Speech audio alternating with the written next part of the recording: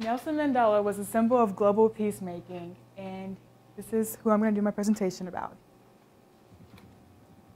Who is Nelson Mandela? He was born on July 18, 1918. He was a civil rights activist, a politician, philanthropist, lawyer, and he was South Africa's first black president in 1994 and was married to Winnie Mandela. And this is where he grew up at, around Cape Town, Africa, so you can have a visual.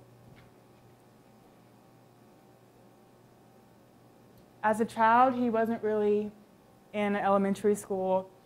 He grew up in like a hut, a tribe, and so he was first educated at the University of Fort Eyre, and then he later moved to Johannesburg and went to the University of Witwatersrand, where he studied law.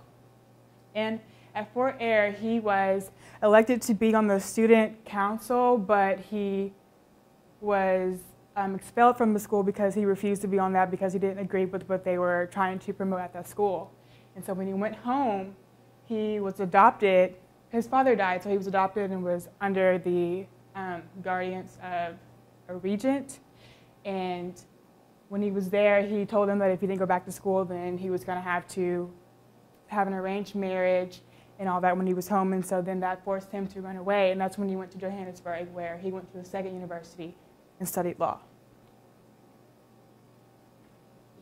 When he was there, he joined the African National Congress in 1942 and became involved in the anti-apartheid movement. And apartheid means a social system in which black people and people from other racial groups did not have the same political and economic right as white people and were forced to live separately from white people. As he was doing that, he went to jail twice because he was a leader and was leading everyone to start these riots. And the government at the time killed a lot of people. During this time, there was another group forming. It was more of another black activist tribe, and they wanted to be more violent, and so they tried to promote the African National Congress to join in with that, but they didn't want to because this was more of like a peacemaking and just go with the flow, try to figure it out. But then they started arguing and having riots and fights, and it ended up causing the deaths of a lot of people.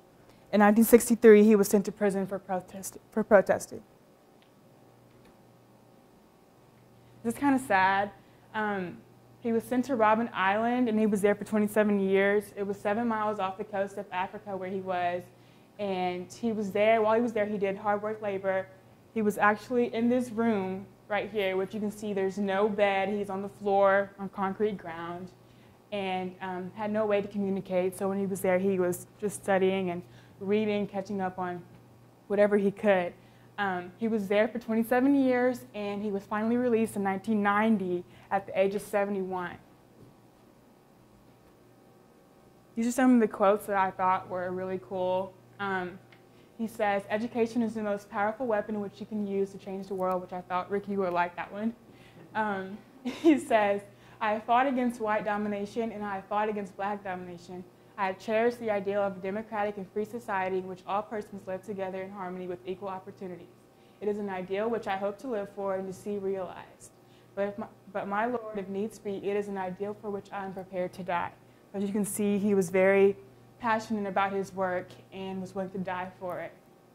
And this is a quote that hopefully will motivate you guys in some way. And it always seems impossible until it's done.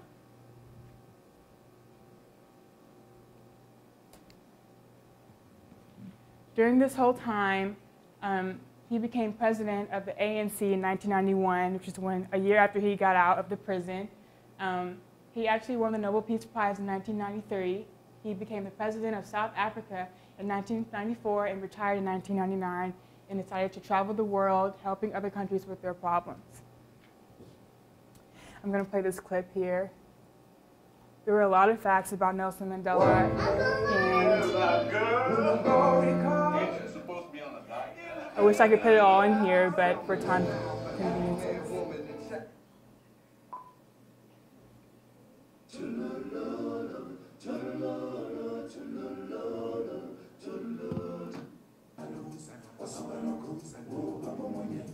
This just kind of shows you of who Mandela was. At the age of 71, Mandela was released unconditionally.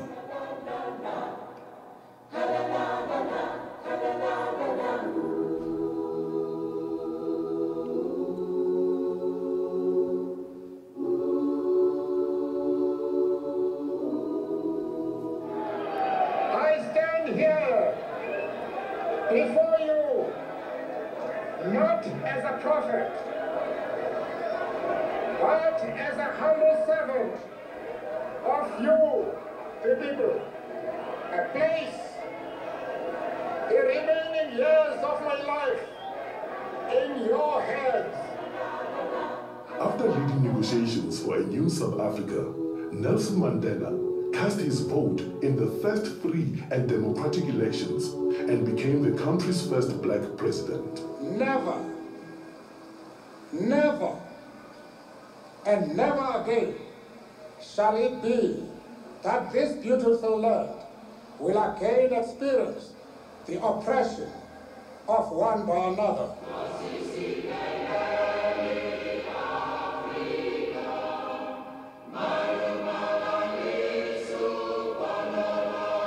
For the duration of his presidential term, and throughout what should have been a well-earned retirement, he has worked tirelessly to entrench the ideals he has so long stood for, becoming universally revered as an icon of leadership and humanity.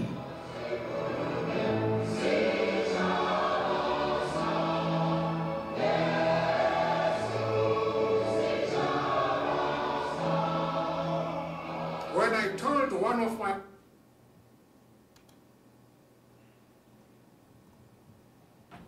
And so as you can see, he inspired a lot of people and changed a lot of lives during that time and changed the world as it is today.